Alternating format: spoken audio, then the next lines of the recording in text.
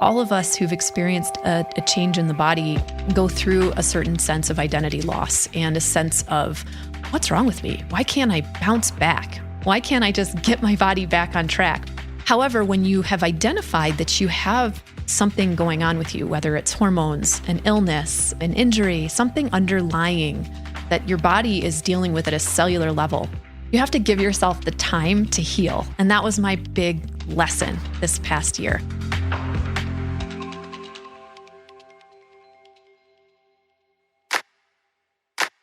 Welcome to the Betty Rocker Show, the place to be to nourish your mind, love your body, and rock your life. What's up, rock stars? Coach Betty Rocker here. Welcome back. It's season 2 of the Betty Rocker Show, and I am so thrilled that you are here. So happy that we get to spend this time together. Thank you so much for being part of my community of awesome, flawsome women who are rocking their health and fitness through their entire life. And we are here to have a conversation today. I want to catch you up a little bit on what's been going on with me. One of the big changes that I experienced over the last year and a half was a body composition change, one that was significant to me personally, and that I started to lose muscle inexplicably, and I started to gain body fat. And I'm a fairly petite woman, 5'1", and as a trainer who has been practicing my 4 pillars of health for years now, it was really simple for me to maintain my physique and my strength goals with just consistent, regular application of the 4 pillars of health. And as a recap, those 4 pillars are sleep, nutrition, stress management, and exercise. And of course, we can say those 4 things and they sound very simple, but there is a myriad of options within each of those 4 pillars that we can all choose. There's no one size fits all within any of those, and we each want to tailor what works best for each of us.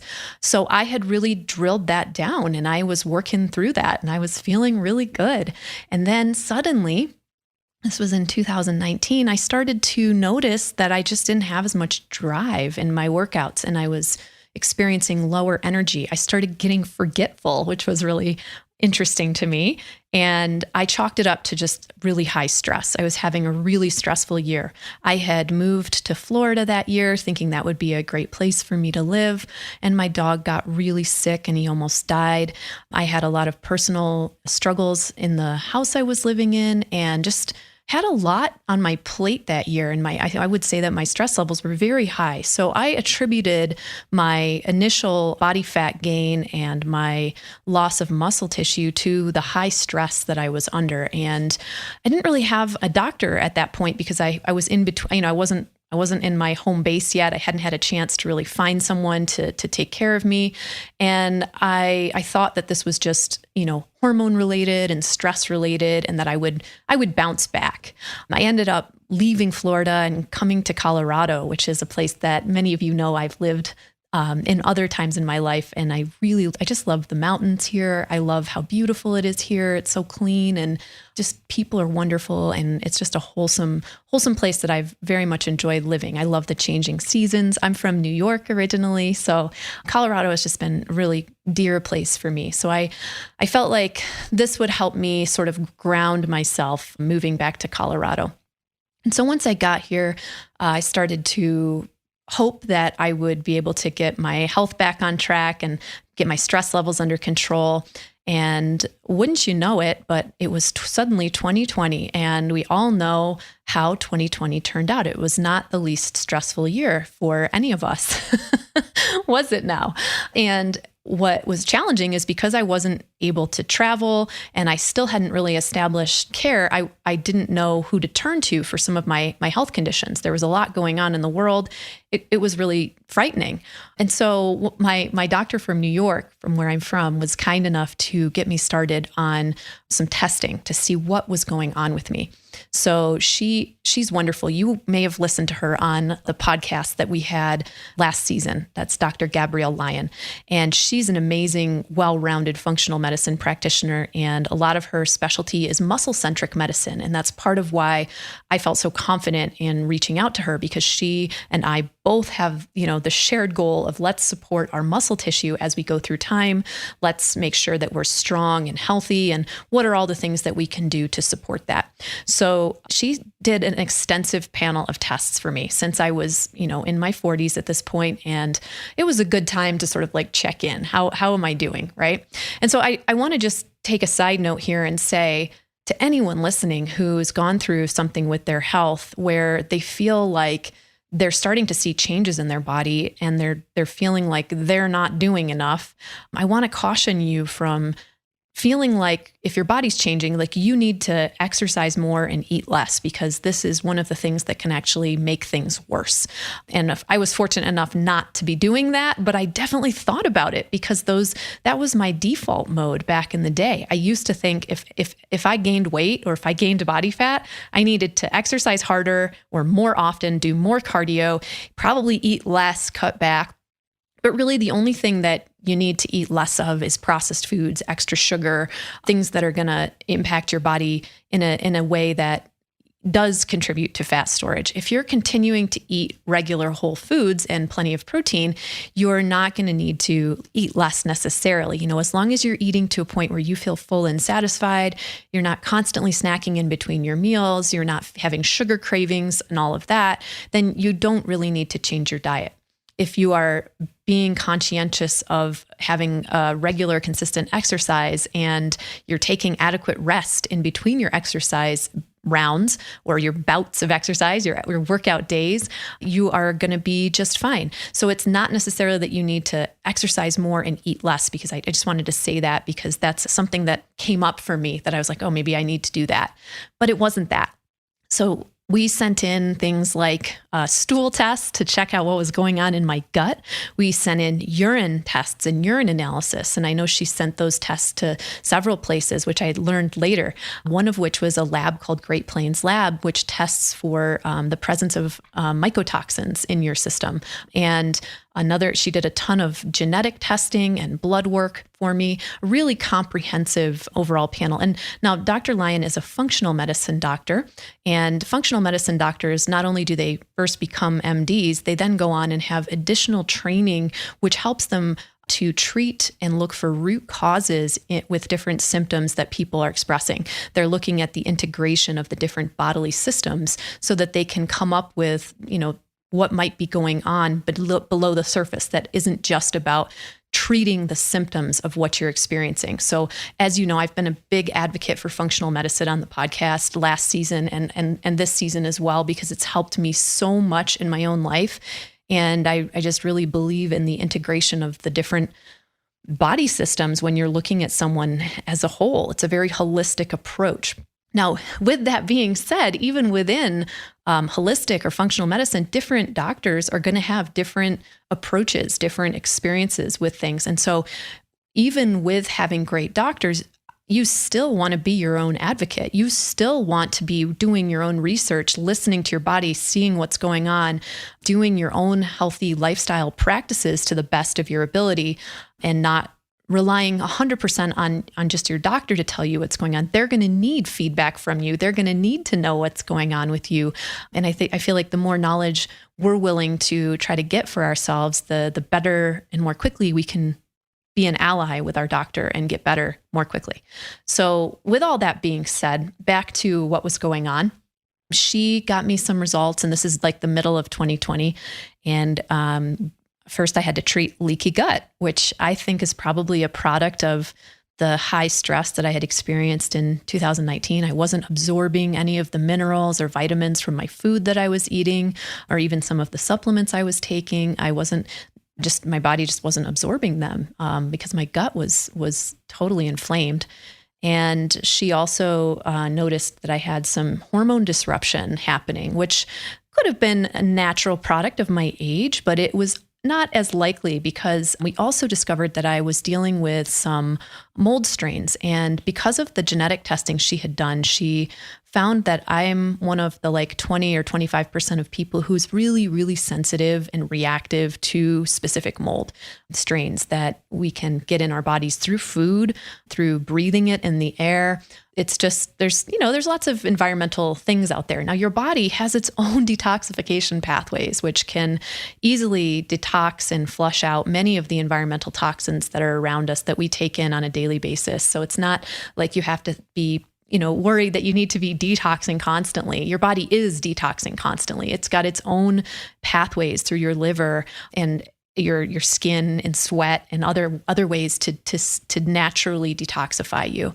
But sometimes you need a little bit more support than your body can do on its own as quickly as you'd like it to. So she was awesome, and she got me on a protocol to help me start detoxing from the mold after we had helped heal my gut. As again, she's a great doctor. She was really focused on one thing at a time, because it's easy to overload the body with too many treatments too quickly. So once we had healed my leaky gut, we started with this mold detox protocol, and it was hard at first. It's not an exact science, and everyone's going to respond differently to different treatments, right? Like for those of you who have taken a medication, you may have had side effects from the medication. The dosage might have been a little too high for you and you needed to have it adjusted. So when I started my treatment, I had even less energy. I felt even more tired. I could barely drag myself to do my workouts, and my body was still struggling. My body composition continued not to change.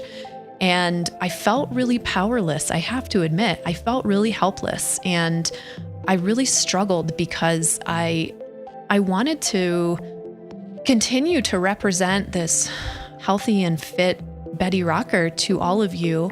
And yet, despite all of my best efforts, I was struggling. It wasn't that my workouts weren't effective or that my nutrition practices weren't effective, that my sleep and my stress management practices weren't effective. In fact, without those, I wouldn't have had the resilience to still go to work every day, to do the movement that I was able to do, to have the energy to go through all of this. I'm so grateful I had those practices in place. And I know for a fact that I would have been a lot worse off and looked a lot noticeably different had I not had those practices well before this happened, and had I not continued to practice them to the best of my ability during it. But I did feel helpless at many times because I felt like I had worked so hard to build this strong, healthy physique, and I was losing it. I felt this great sense of despair and sadness, like I was losing touch with who I was, my identity in a lot of ways. And I don't think I'm alone in this. I think a lot of women have experienced changes in their lives as maybe when you've gone through menopause, maybe you've gotten ill, maybe after you had your baby. All of us who've experienced a change in the body go through a certain sense of identity loss and a sense of, what's wrong with me? Why can't I bounce back? Right? Why can't I just get my body back on track? Maybe I need to, like I said earlier, work out more and eat less. However, when you have identified that you have something going on with you, whether it's hormones, an illness, an injury, something underlying that your body is dealing with at a cellular level, you have to give yourself the time to heal. And that was my big lesson this past year, was I had to stop worrying about the extra body fat and simply start focusing on what practices I could continue to employ in myself, like my 4 pillars of health, and following any of my doctor's instructions and continuing to mentally love myself and accept myself as I went through this process. And one of the things that was maybe a little hard for me to come to terms with was I'm a public figure, right? Someone who people look at, and my appearance is my calling card. And I had to really stop worrying what other people thought of me and care a lot more about what I thought of myself and how I was planning to take care of myself.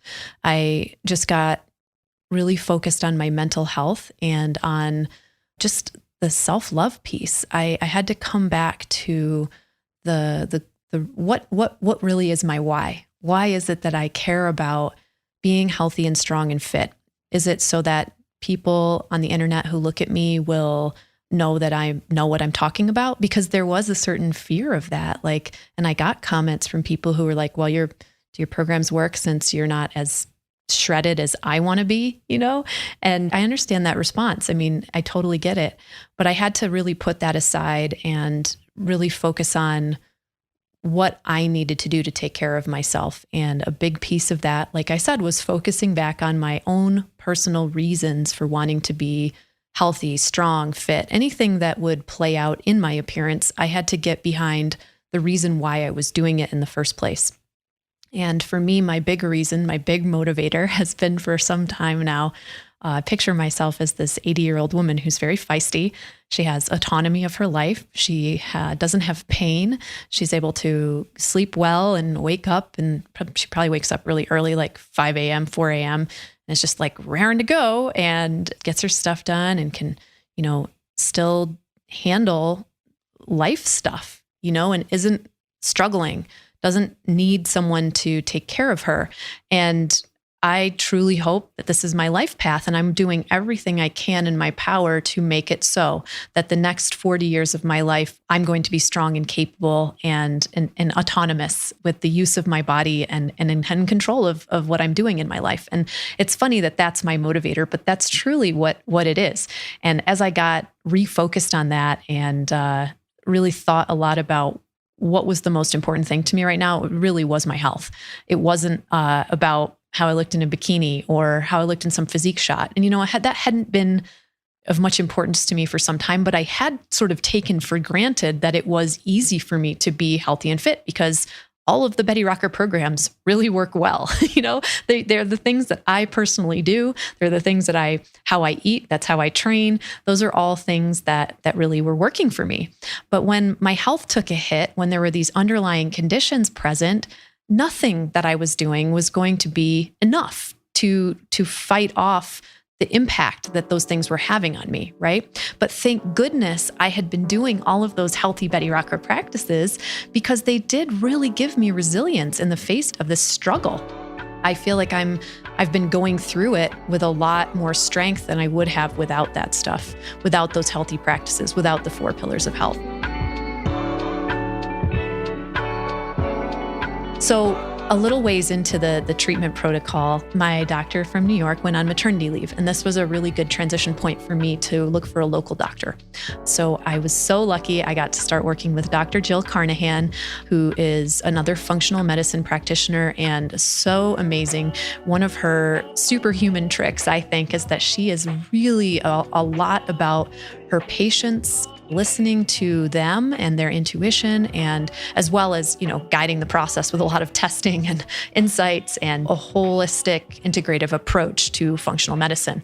She's also a specialist in mold and Lyme disease, 2 things which I thought were really important. And we're going to be talking about them in the next episode with her. She's going to come on and talk a lot about the treatments available, about testing available, because a lot of you have asked me questions on social media about what I went through, what I used. And I'd really prefer to have an expert speak to those things for you. And of course, if you suspect anything going on in yourself, I recommend you get tested and work with your doctor on treatments. But I do want to share as much as I can with you. So I'm going to have Dr. Jill on next episode. So she is currently my doctor, and I have been feeling so much better. My energy has been coming back, thank goodness. My hormones have been slowly but surely responding to the treatments and coming back into a really good place, which is great, because one of the things that had happened was my cycle got really erratic. Now, your cycle can become erratic during perimenopause, leading up to menopause, but it can also be disrupted at other times in your life outside of those reasons. And I believe that's what was happening to me. So, those treatments really helped, but there's a lot going on in our body, and all of these different systems impact each other, right? So it's sometimes very tricky to navigate, and you're feeling symptoms like you're feeling like you don't have enough energy, or you're feeling like you can't lose stubborn body fat. Well, I always say, first and foremost, take a look at your lifestyle factors, take a look at the things within your own domain, within the things that the arena that you can control, which are those 4 pillars of health, which we talked about, right? So when it comes to sleep, Let's just go through the things that I do personally and the things that I want you to check in with in yourself. So with sleep, get to bed as early as you can. Some good sleep hygiene tips include get off your screens and devices at least an hour before bed. I actually start wearing blue blocking glasses as soon as I turn on the lights in my house, because there are some hormones in your body that cycle throughout the day and the night. They're on that sort of like light cycle of night and day. And one in particular is melatonin. You've probably heard of melatonin. It's an important hormone that helps you start to get sleepy and then fall asleep and stay asleep. But your body actually has a natural rise in melatonin as the sun goes down. And if you are constantly being exposed to a lot of light or a lot of bright light and a lot of light, like your TV puts off a lot of light, a lot of blue light, and so does your phone. So if you're not being mindful of protecting your eyes from a lot of that light coming in, it will really disrupt your sleep. So it's not enough to just take a sleep supplement or take a sleeping pill. While it might help you fall asleep, it's just treating the symptom. It's not really addressing the root cause. And that's why I wanted to just talk a little bit about sleep hygiene. So I feel like you will definitely get more sleepy if you can get off your devices and protect your eyes from a lot of that blue light emission closer to bedtime. At minimum, just try to get off your computer and your phone for at least an hour before bed. And if you are on your phone, if you're reading like a book on your phone for some reason, just really dim the light on your phone and consider wearing blue blocking glasses. It will really, really help you. And, get to bed as early as you can. One thing that really helped me get onto an earlier bedtime schedule was setting timers in my phone, which is kind of silly that I had to do that, but I just wouldn't go to bed. I would just stay up late. And sometimes it was because I had a lot going on at work and I just felt like I needed more personal time to myself. So I really recommend trying out the sleep timers. They really helped me. I would set a timer to remind me to get ready for bed. I would set a timer to remind me to start winding down, get in bed, maybe brush my teeth. I tried lots of different types of timers until I really built the habits of getting ready for bed earlier, getting in bed and reading earlier. And then I was just really tired and I would fall asleep. So my wake up times became earlier as a result. And I started getting better and better sleep because I was going to bed a little bit earlier. And what's important about your sleep patterns and that you do go to bed at a decent hour, I'll just say that because it can vary for all of us, is that your recovery process from your workouts and your human growth hormone elevation as well is going to depend on you being able to get into the deeper sleep cycles. And you need adequate amounts of quality and quantity sleep to do this. I've been wearing this thing called an Oura ring that's Oura, Oura ring, for the last probably ever since it came out. I was at one of the events when they first unveiled it, and it was a lot bigger then, and it's now tiny. I think it might be the smallest wearable tech that there is, but it really helps track sleep, tracks your heart rate variability, which is a really good sign of stress in your system, tracks your resting heart rate, another marker of stress that can help you know if you've had too much stress before bed or if you're really getting the good deep rest that you need. But it gives you like a sleep score, a readiness score. It's really helpful for me. I really want to look at it every morning when I wake up to see did I go to bed early enough? Did I get myself enough deep sleep? So really, really important to be prioritizing the sleep. And that's been a really important part of my journey and healing. And it was something that was important to me before any of this even happened. So I had some good habits built in and I've continued to use them. Another thing that I wanted to share with you that has been incredibly helpful for me has been this sleeping pad. It's called a Chili Pad.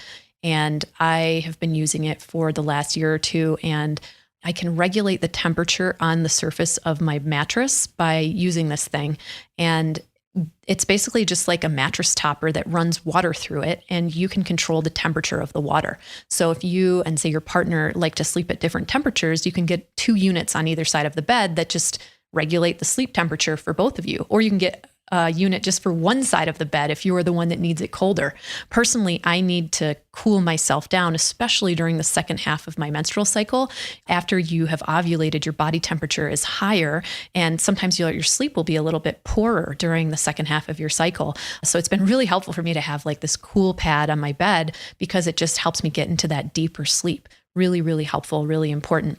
Really excited to have you listen to we've got a 2-episode series coming up with Dr. Stacy Sims, who is going to be talking about eating and training around your cycle. So there's a lot of things to look forward to on season 2 of the Betty Rocker Show for sure. Can't wait for you to hear that. Anyway, those are some of my sleep tips. When it comes to nutrition, I'm going to share with you the things that I've been doing for the last, 10 years probably now. And also what has been, recommended by my doctor as I've been going through the healing process. And a lot of it is just focusing on whole foods, really eliminating or mitigating the amount of sugar or processed foods that I'm eating. And this is the same stuff I've talked to you guys about for years. This is what we do. This is what will really support your body, support your gut health, having a lot of fiber-rich fruits and vegetables, having fiber-rich carbohydrates. So carbohydrates that are wholesome, that support your energy balance, right? So that you have a nice steady flow of glucose into your bloodstream. You want to think about if you're eating legumes or grains, that they are soaked, sprouted, or fermented so that you can help break them down a bit more for almost like a pre-digestion process. It's a lot easier to find sprouted grains like that you can just throw in the pot and cook than it ever has been if you just know what to look for. So that's just something to think about. Germinated, sprouted, fermented. This is why I just talk a lot about, if you're going to not eat gluten-free, if you want to buy a bread and you want to eat like a non-gluten-free bread, Ezekiel Bread is sprouted grain bread. That's one that you can find. It's going to be found in the freezer section of the grocery store, just FYI. A lot of people are looking for it in the bread section, but breads that are on a shelf have a lot of preservatives in them. And that's part of why they can sit out on a shelf without needing to be chilled. So think about if you're not making your own bread, looking in the frozen section for something that's a little bit more perishable because it's going to have less additives in it. And always look for sugar content, look for the least amount of ingredients, and always consider making your own bread. I've got some great recipes on the blog. There's one recipe that's made just with buckwheat. It's great. You have to, soak it beforehand, but it's a really wonderful recipe. It's very easy and really fun. So that might be one to try. But anyway, carbohydrates, eating them from whole food sources as much as possible to help stabilize your energy. The other nutrient that I think a lot of us get wrong, or at least I used to, is healthy fat, thinking that if I ate fat, I was going to get fat.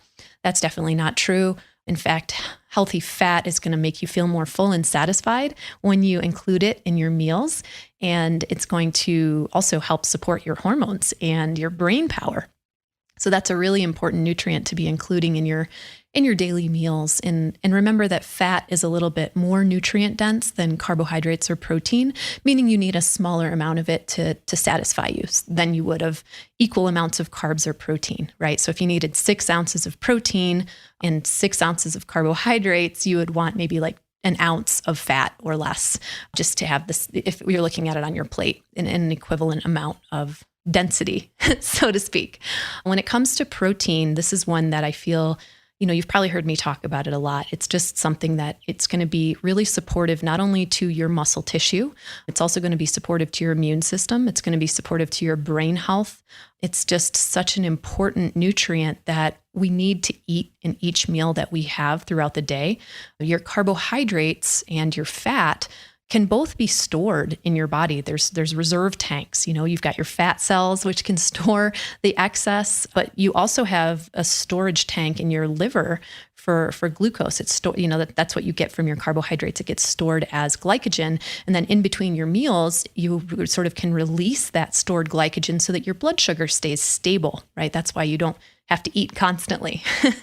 And also your muscle tissue can store glucose as glycogen as well. But we don't have like a reserve tank for the amino acids from protein.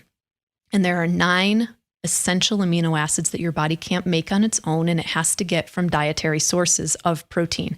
So it's really important to be aware of eating complete proteins. And if you are not eating meat, that you're having enough of a variety of different plant-based foods that you're making up all of the essential amino acids throughout the course of your day. It's just so important that you are getting enough protein in each of your meals and that you're eating protein as you go throughout the day. This is a great way to support muscle production, muscle protein synthesis, and that you're eating to fuel your workouts so that you're thinking about making sure you have a meal an hour or so before you exercise, and that within an hour of exercise, you are making sure that you're getting protein and carbohydrates into your body, whether it's in a smoothie or an actual meal. I don't really go for, pre-workout supplements or post-workout, supplements. I just want to eat regular foods. I like having a protein shake because that's a convenient way to get a wholesome source of dietary protein in quickly and easily, either into a shake. You can cook with it. It's just another way to get protein in. It doesn't have to be exactly pre or post-workout specifically, but you do need to be focusing on your nutrition around your workouts. And this is because protein will help stop the muscle breakdown process. And obviously, while you're working out and exercising, you are breaking down your muscle tissue. You're creating those micro tears in the muscle fibers. And it's during the rest and repair process that you're able to rebuild them and they get stronger. That's called hypertrophy. But the actual nutrients that you need in order to do this repair process come from the amino acids that you're eating in the protein. And that's part of the importance of making sure that you get the protein in within a timely fashion of your workout, right? Like some people say 30 minutes. I think just within the hour would be great. Just don't train when you're hungry. Don't train when you're stressed. In both of those states, you're in a catabolic state, meaning in a muscle breakdown state already. So you don't want to go into your workout like that because then you'll feel even worse. You will sort of undermine the process that you're trying to achieve with the workout itself. So you want to be fueled for your workouts. You want to be in a good place, energetically speaking, going into them. So I just recommend doing your best to work out at a time that is convenient in between your meals. And if you want to work out first thing in the morning before you have eaten, just make sure that you eat a good meal after you work out so that you can get the benefits of your workout and that you're getting all of your nutritional needs met. So we've talked about sleep. We've talked a little bit about nutrition. And there's so much more with nutrition. And I know that I don't believe that there's one perfect diet. I think it's important, to work with these different doctors sometimes to find out, do you have a food allergy? Is there something that maybe is causing inflammation in your gut? Maybe there's something that's irritating you that you don't even know about. So that's something that might be worth exploring if you feel like you're constantly feeling bloated after you've eaten, or your digestive process just doesn't feel normal to you. So don't hesitate to get some food allergy tests done or to work with someone to find out what could be going on in your body when it comes to the foods that you're eating, because it really isn't one size fits all. Not every food is going to be good for every single person due to our genetic differences in many, many, many parts. When it comes to your stress management, this is really personal to each of us, but I feel like so much of the stress that we face on a day-to-day basis comes from our perception of how we look. And I know I'm not alone in this feeling because I hear about it every single day. And I think that it's a good idea to just give yourself a little grace, and maybe are your expectations for how fast you want yourself to change realistic? Remember that your body is on its own journey. And even without underlying stressors and stuff like what I've been dealing with this past year, it may be that your body just needs a little time to catch up with the goals that you have, and that you are deserving of love and you are worthy and wonderful and valuable as you go through the process of being a work in progress. It's just part of it is, I think sometimes we're just really hard on ourselves for not looking the way that we expect ourselves to look overnight or in 30 days or whatever the set time is that we've given ourselves for the program we're following. So that's one stressor that I feel like we need to take responsibility for reducing in just our expectation that we put on ourselves around how fast we are able to achieve our goals. I think we just have to be kind to ourselves. Let the process unfold. Know that you're every day learning new things that can help you in your journey, and stay open to them. I think it's also really helpful to have a practice or practices that help you reduce stress. Things like going for a walk outside, things like journaling, meditation practices, breathing practices. I do a breathing practice every day. I do a little morning stretch, and then I sit and breathe with my eyes closed. I find that really just helps me feel like I'm ready for the day. I do the breathing practice at other times during my day, especially when I'm in the middle of feeling really like there's a lot going on and I'm feeling like pulled in a lot of directions, I'll just close my eyes for like 2 to 3 minutes. I'll just set a timer on my phone and just close my eyes and breathe. The Aura Ring actually has a cool app that it comes with. That's how you see your sleep progress and stuff. And it has this take a moment feature that I really love, where I'll just use the take a moment and it plays music for like a certain set time. And I just close my eyes and like breathe and just sort of let things fall away from what I've been dealing with. So I think just recognizing that we need to spend time and care and prioritize our mental health as much as the other aspects of our health and well-being, and actively pursue that, it's going to have a far-reaching impact on all of the other things that we care about. It improves my sleep big time when I do this. So I just wanted to share that and let you know that, helping to reduce the cortisol levels in your body is going to help with body composition goals as well, because cortisol, which is sort of like, we talked about melatonin when it comes to your sleep. Cortisol has a job in your body, which is a good job. It starts to elevate closer to the time when you're supposed to wake up, and it gives you that wake up, right? Like melatonin starts to decline throughout the night, throughout the sleep cycle. And as the light of day starts to rise, our cortisol levels start to rise naturally. And cortisol has its own level that it's supposed to go throughout the day. But what happens to so many of us is cortisol gets elevated a lot more frequently than it should, because we're having like these reactions or responses to stressful things in our life every day. And it's causing cortisol to elevate and sort of stay elevated. And what happens with that is it's going to promote the storage of body fat much more readily. And cortisol is also catabolic to muscle, meaning it breaks it down.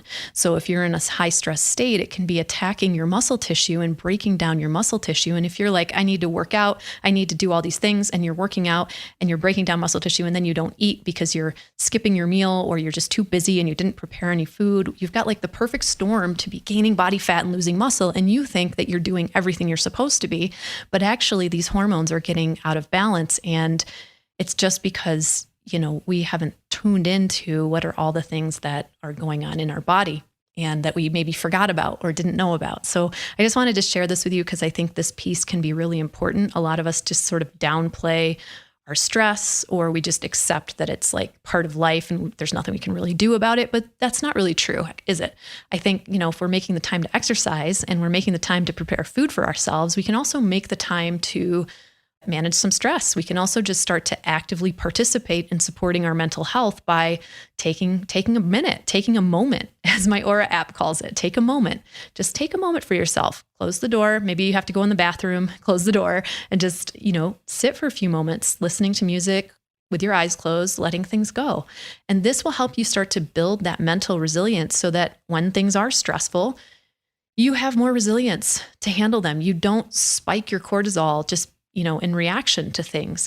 A lot of what's helped me over the years in managing my reactions has been, going to therapy. I worked a lot with an EMDR, which is eye movement desensitization reprocessing. I worked a lot with an EMDR therapist back, it's been several years now, back when I had gone to get my brain scanned and was diagnosed with PTSD, anxiety, and depression. And my doctor at the time referred me to this amazing EMDR practitioner. And working with that type of therapy helped me so much to just discover and work through underlying conditions and past trauma and past stressors, things that had me kind of constantly being in a reactive mode. And then taking that work and then regularly practicing stress management techniques has really helped me hold on to that. So that's our third pillar of health. So that's what I'll leave it there with you for now on that. And then the fourth pillar of health, of course, is exercise. So one of the things that I find really interesting in myself in the past and in a lot of the people who I talk to is that they feel like the more exercise they do, the more effective it's going to be. And that is not always the case. We really want to have the give and take with exercise. We want to have the balance. We want to be able to go hard, then we want to be able to pull back and rest. It's really the stimulus that you provide your body with, and then the recovery you allow yourself to have so that you can come back and hit it hard again, that's going to really give you the greatest value in your workouts. Now, it might be that you are doing one of my workout programs and I've got you doing lower body one day, upper body the next day. The third day we do yoga, and the fourth day we do HIIT circuits. But each of those days is very different in what we're asking from the body, from the neural system, and we're allowing ourselves ample time to recover the different muscle groups. And then we give ourselves a chance to work on flexibility or mobility. So we're changing the stimulus. And if you stick with this type of programming where it's very balanced, it's going to give you a longer term, more sustainable result and really help you continue to allow your body to adapt in a healthy way to the stimulus that you're giving it instead of burning out. In the past, I used to think I had to go really hard in all of my workouts or they just weren't effective. And I had to burn myself out really badly and get injured and struggle with my adrenals to figure out that I was pushing myself too hard, that I had to back off. I had to change my approach to one that was more balanced. And during this time that I've been recovering, how I've practiced working out has definitely varied throughout the months that I've gone through treatment. And I have just been accepting of that process. Initially, it was hard to not be able to work out as hard or not be able to work out as much, but I really had to listen to my body and practice what I preach, and that was at first a struggle because I just couldn't agree with the fact that I was unwell. And as I lost my energy, I just had to accept it. And then I started to think, how can I support myself here? How can I really give myself the best care? Obviously I need to move, but I need to think about it in a different way.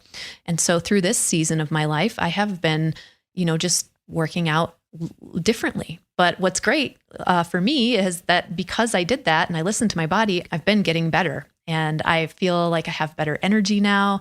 I feel like I'm able to really push in my workouts hard, and I'm starting to build my strength back, which is very exciting. But I wouldn't be here right now had I not developed the acceptance and grace and love for myself in the process. I wouldn't have been as balanced. I don't think that I would have been coming back at this point as quickly. And I really am glad that I didn't try to overdo it. Because sometimes I wanted to, right? Because we think, I have been so capable in the past, so why can't I be right now? But I really had to be honest with myself and listen and remember what my goals were. I want to be healthy for a long time. And I also understood that this was a season of my life. I was going through a transition and I needed to love myself and support myself through this transition, both by following my doctor's instructions and by doing everything in my own power to support my body mentally, physically, with my 4 pillars of health practices and my mental health and self-kindness practices. And I got to really tune into this, my favorite word. You probably know what it is. I got to really tune into the flawsomeness in myself throughout this whole process, right? And I love this word flawsome because it makes me think so much about being human. I feel like one of the great things about being human is that we're all striving to grow. We're all looking for opportunities to grow, to evolve, to experience more, to expand. And one of the things about that is that you can't grow and expand without falling down, making mistakes, having some difficult experiences and challenges along the way. And we don't always know how to navigate those challenges until we're in them, going through them. And we have to remember to give ourselves grace and kindness when we don't get it perfectly the first time or the second time or even the third time sometimes, We have to remember that as humans, we are flawed. We are not perfect. We may be striving for our version of perfection, but along the way, we struggle. And yet at the same time, we do struggle. We are kind of awesome in that. We work hard. We push hard. We're so amazingly powerful. And it is really powerful to keep working towards your goals, even when you're having setbacks. So I just want to remind you, I had to remind myself of just how flawsome we all really are. And each week on season 2 of the Betty Rocker Show, I'm going to be leaving you with a challenge to do for the week ahead until you get to the next episode. And I want to leave you with this challenge of the word flawsome this week.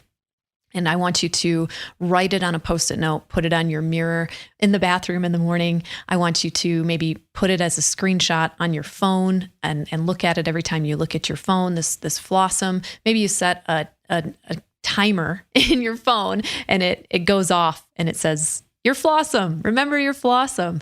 I just want you to remember that you are flawsome because it's important to accept that we're not perfect and that you don't have to be perfect because truly we all have our struggles. We all have the things about ourselves that we don't like.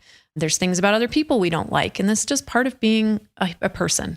And it's okay to not be perfect. And even along with all of our imperfections, we also have a lot of wonderful, amazing things about ourselves. And the more often that you can look for those things and remember to laugh in the face of your own flaws and flawsomeness, the easier it gets to manage the stress of sometimes what feels like insurmountable obstacles in our daily life, things that start to grind us down. I often will say, I'm so flawsome at counting when I miss my count in a Betty Rocker workout in one of my classes, or if I forget whether I did my right or left side last. I just remember that I'm flawsome and that it's okay. And on a small scale, that's a small scale, right? Then there's the bigger stuff in life that we face. I mean, if we're talking about our bodies and we're looking at them always for flaws and not actually seeing the wonderful things that they do to support us, I feel like we're really missing out.